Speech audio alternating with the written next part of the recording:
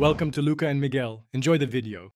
In this video, I will help you replace your Nissan Altima key battery. This is an easy guide to get your key fob working like new again. You will need just a couple of items: a small flathead screwdriver and a fresh CR2032 coin cell battery. This quick task can be completed in about 5 minutes, saving you a trip to the dealership.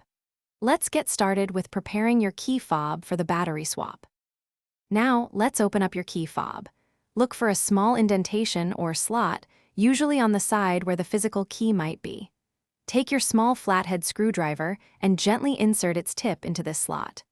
With a slight twist or prying motion, the two halves of the key fob should begin to separate. Be careful not to use too much force to avoid damaging the plastic casing. With the key fob open, you will see the old battery. Take a moment to observe how it is positioned, noting which side is facing up. This is usually the positive side. Use your screwdriver to gently pry out the old coin cell battery.